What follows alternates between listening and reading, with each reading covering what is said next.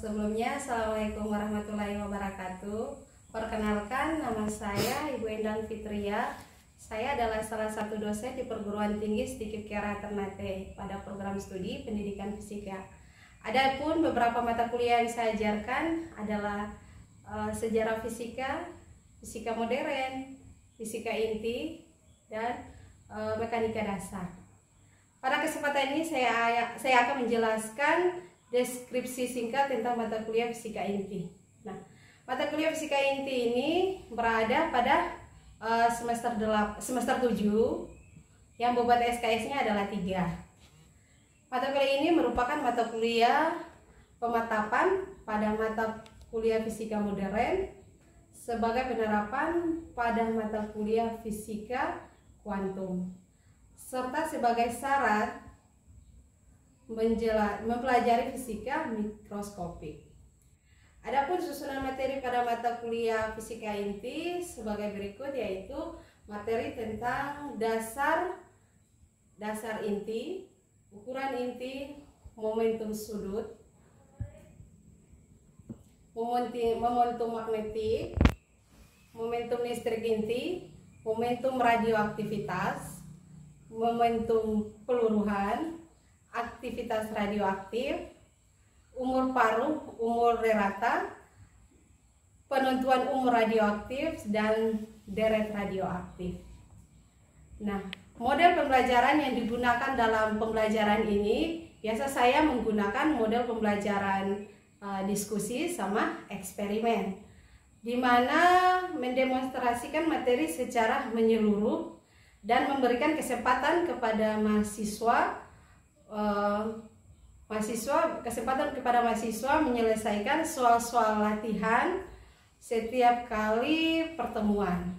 Interaksi saya dengan mahasiswa biasanya dilakukan secara langsung ataupun melalui media sosial. Ini berlaku untuk seluruh mahasiswa, baik mahasiswa bimbingan maupun mahasiswa lainnya. Hal ini saya lakukan agar mahasiswa merasa lebih nyaman dalam menyampaikan ide dan gagasannya. Sedangkan proses penilaian yang saya gunakan melalui pembobotan di setiap pertemuan, yaitu dilihat dari keaktifan siswanya di setiap pertemuan, sedangkan bobot penilaian lainnya diambil dari tugas, UAS, dan UTS. Sedangkan kehadiran mahasiswa hanyalah menjadi salah satu syarat untuk mengikuti UAS. Jika kehadiran mahasiswa itu kurang dari 80%, maka mahasiswa yang bersangkutan tidak diperkenakan untuk mengikuti UAS. Mungkin itu dari saya. Assalamualaikum warahmatullahi wabarakatuh. Baik, sebelumnya Assalamualaikum warahmatullahi wabarakatuh. Waalaikumsalam warahmatullahi wabarakatuh. Baik, pada kesempatan ini Ibu akan menjelaskan tentang mata kuliah kita, yaitu fisika inti. Nah, sebelum kita jauh melangkah ke materi kita, Ibu mau bahas dulu apa sih fisika inti? Apa sih inti itu? Ya. Nah, bahasa inti itu dia dikenal dari bahasa Latin, yaitu atomos, ya, atomos yang artinya tidak bisa berbagi. Nah, orang pertama kali yang menemukan inti yaitu Democritus pada abad ke-4 di Yunani. Nah, pada abad ke-4 ini beliau mengatakan bahwa atom itu dia adalah suatu benda, ya, suatu benda padat yang tidak bisa dibagi-bagi lagi menjadi sesuatu bagian yang amat kecil lagi. Nah, pada saat itu muncullah ada beberapa tokoh yang membantah atau menyempurnakan kekurangan dari kekurangan dari Democritus tadi. Nah, yang kita kenal sekarang biasanya dipakai yaitu secara umum yaitu Bapak penemu kita, yaitu Dalton, ya. Dalton itu dia mengatakan bahwa adalah di depannya, atom adalah bagian terkecil. Jadi ada 3 poin. Dia mengatakan bahwa atom adalah bagian terkecil dari suatu unsur yang masih memiliki sifat unsur tersebut. Ya. Yang kedua, setiap atom dari suatu unsur memiliki sifat tertentu yang berbeda dengan sifat atom unsur yang lain.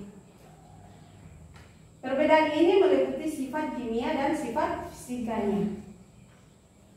Nah, yang ketiga, perbedaan antara atom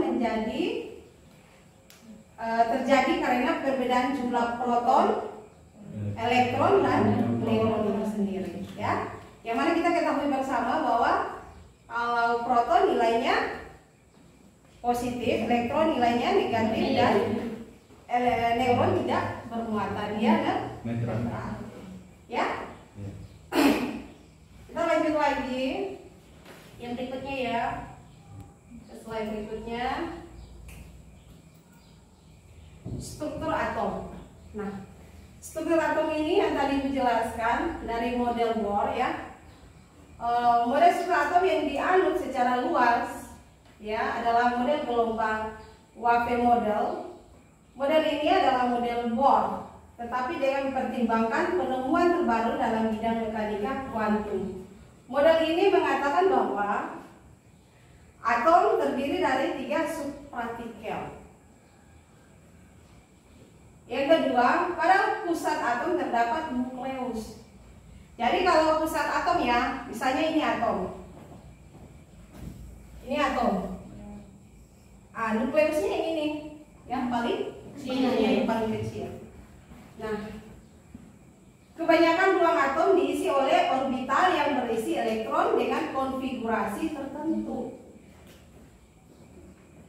Jadi ruang atom diisi oleh orbital. Jadi di sini orbitalnya ya. Nanti ada diisi di sini ada elektron ya, proton dan neutron tadi. Tiap orbital dapat menggandeng sampai 2 elektron. Jadi dia setiap orbital dia dapat menggandeng 2 elektron. Yang terakhirnya, bila elektron bergabung dengan sebuah atom, maka mereka akan jatuh dalam energi subkulit terendah. Jadi subkulit terendah, jadi masing-masing ini kan disebut subkulit. Ya, dia akan bertabrakan dan jatuh pada subkulit terendah. Seperti itu gambarannya ya. Kita lanjut lagi. Ukuran atom.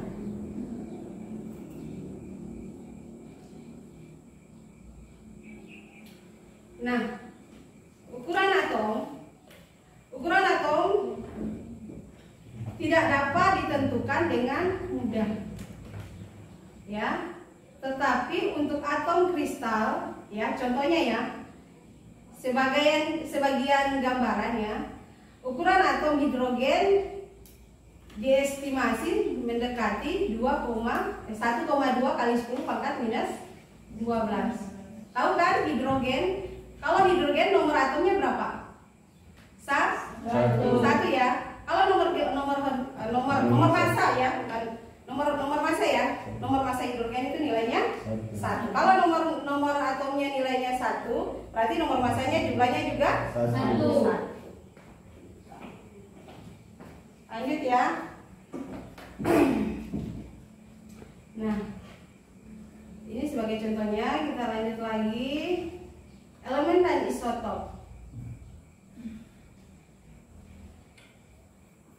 Lanjut ya, ikatan dan valensi. Jadi kalau ikatan valensi ini ada 5 yang kita kenal. Yang pertama adalah ikatan ionik. Ya, ikatan ionik ini yaitu ikatan yang berbentuk setelah dua atau lebih atom kekurangan atau kelebihan elektron. Jadi 1 atau 2 elektron yang kekurangan elektron. Kelebihan ya, bukan kekurangan, kelebihan elektron, sehingga membentuk ion. Nah, contohnya seperti ini. Kalau ini ada, ini ya contohnya, litium, fosfor, ya. Nah, dia menghasilkan litium plus fosfor. Contohnya seperti itu ya. Nah, ikatan kovalen yaitu yang kedua ya. Ikatan kovalen yaitu ikatan kimia yang ditandai dengan penggunaan bersama satu atau lebih pasangan elektron antara atom untuk membuat ikatan manual yang membuat molekul terikat bersama. Contohnya seperti ini, C. Ya, keterangannya ya ini. H adalah hidrogen, dia mengikat 4 ya, hidrogen. C ini adalah karbon. Jadi karbon memiliki 4 hidrogen, dia mengikat 4 hidrogen. Kalau karbon jumlahnya berapa? 16 ya? 16. Kalau 16 berarti elektron apa namanya? Masanya ya. Masa protonnya 6, 8 dan apa namanya? Protonnya 8, elektronnya 8. Jadi jumlahnya adalah 16. Kalau hidrogen itu 1 nilainya, nomor atomnya masanya 1, terus nomor ya elektronnya 1. Bisa ya? Nah, yang ketiga yaitu ikatan koordinat kovalen, yaitu jenis ikatan kovalen di mana pengguna bersama elektron hanya dari satu atom saja. Ikatan jenis ini biasanya terjadi bila memberikan sepasang elektron pada asam Lewis ya, sehingga terjadi ikatan kekuatan. Ikatan ini tidak beda jauh dengan ikatan kovalen. Contohnya ikatan jenis ini adalah pada model CaO, NH plus ya, natrium hidrogen plus, dan besi BCl ini adalah kalium ya, dan lain-lainnya. Ikatan yang keempat adalah ikatan hidrogen, yaitu jenis ikatan karena gaya intermolekul yang ada antara dua muatan listrik parsial pada polaritas yang berlawanan. Ya. Nah, yang terakhir yaitu ikatan metalik, yaitu ikatan intermolekul dalam mental. Ikatan ini meliputi penggunaan bersama elektron bebas antara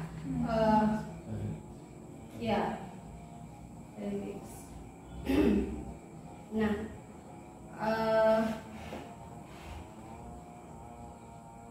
mungkin itu kita akan masuk pada perkembangan model atom. Jadi perkembangan model atom ini yang tadi kita bahas sebelumnya, sebelum kita masuk pada materi. Nah, orang pertama kali yaitu Democritus, yang kedua adalah Dalton. Nah, ini ya, di pokoknya seperti ini gambarannya, fotonya potret John Dalton. Dia mengatakan menemukan hipotesis tentang berdasarkan hukum kekekalan massa. Ya, bahwa dia mengatakan itu ada 4 poin ya. Yang poin pertama hipotesanya ya, atom merupakan bagian terkecil materi yang susah tidak dapat dibagi lagi. Jadi dia menyempurnakan lagi dari Democritus. Dia orang yang kedua ya, membahas tentang atom. Yang kedua adalah atom digambarkan sebagai bola pijar yang sangat kecil. Bola pijar, bola yang memiliki cahaya. Bola pijar kan cahaya kan? Iya. Nah, suatu unsur memiliki atom-atom yang identik berbeda untuk unsur yang berbeda. Nah, yang ketiga, atom bergabung membentuk senyawa dengan perbandingan bidang bulat dan sederhana. Misalnya air terdiri atas atom hidrogen dan atom oksigen. Ya, contohnya seperti itu. Reaksi kimia merupakan pemisahan atau penggabungan atau penyusun kembali dari atom-atom sehingga atom tidak dapat diciptakan atau dimusnahkan. Ini hipotesisnya digambarkan seperti ini, ya. Bisa dilihat ya? Bisa, Ibu. Jelas. Ini hipotesis dari Dalton.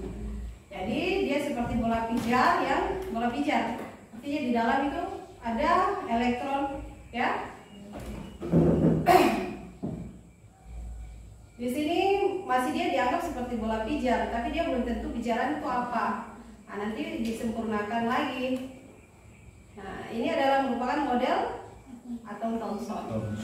Nah, atom Thomson ini dia memiliki kelemahan dari Dalton diperbaiki oleh J.J. Thomson. Eksperimen yang dilakukan yaitu tabung sinar katoda. Hasil eksperimen menyatakan bahwa partikel bermuatan negatif, ya partikel dia bermuatan negatif dalam atom yang disebut elektron. Dalam atom yang disebut dengan elektron. Dia dalam atom tapi dia disebut sebagai elektron. Nah, Thomson mengusulkan model atom seperti ini, seperti roti kismis. Roti kismis kayak donat begitu kan? Ada kismis-kismisnya di atas. Itu disebut, kismis itu disebut dengan elektron. Bisa dipahami ya? Bisa seperti itu ya? Jadi ini apanya emangnya? Hipotesisnya modelnya seperti ini, model dari atom Thomson.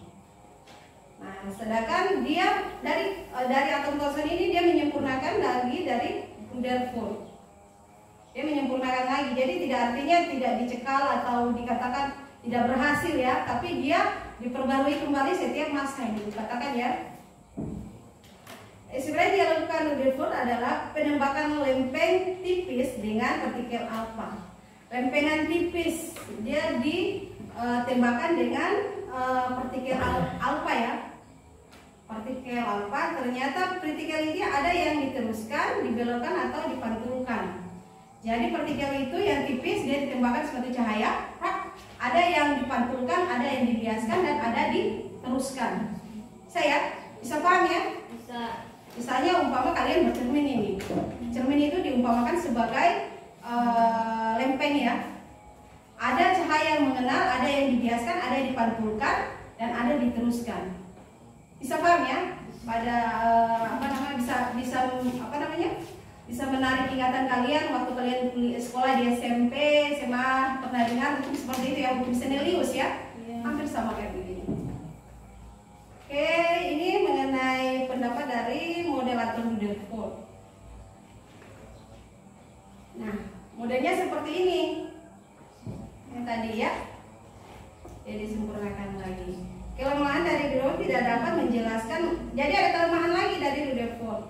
Dia tidak bisa menjelaskan mengapa elektron tidak jauh ke dalam inti atom. Berdasarkan teori fisika, gerakan elektron mengikuti inti disertai pancaran energi, sehingga lama-kelamaan energi elektron akan berkurang dan lintasannya makin lama akan mendekati inti dan jatuh ke dalam inti. Yang tadi yang dikatakan awal tadi ya. Jadi dia akan bergerak, lama-kelamaan akan kekurangan energi dan dia akan jatuh ke kulit yang paling terendah, terkecil ya, terendah. Saya? Oke, nah kita masuk lagi yaitu model atom Niels Bohr yang dipakai sampai saat ini ya. Kelemahan dari Rutherford itu diperbaiki oleh Niels Bohr ya. Niels Bohr ini dengan percobaannya dengan warna dari atom hidrogen berbentuk garis hipotesis Bohr ya, seperti gambar ini ya, bisa dilihat ya. Kelebihan dan Bohr adalah bahwa atom terdiri dari beberapa kulit. Jadi atom itu dia memiliki dari beberapa kulit ya untuk tempat perpindahnya elektron.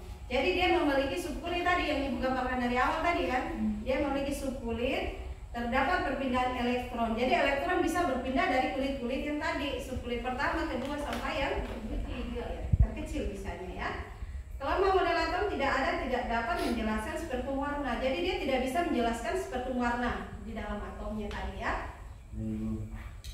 Dari atom berletakan banyak sehingga diperlukan model atom yang lebih sempurna dari Bohr ya. Seperti ini. Bisa ya? Ini dia gambarannya. Jadi ini ada N sama dengan 1, N sama dengan 2, N sama dengan 3. Jadi di sini elektron, proton, jadi dia masih sifatnya elektron.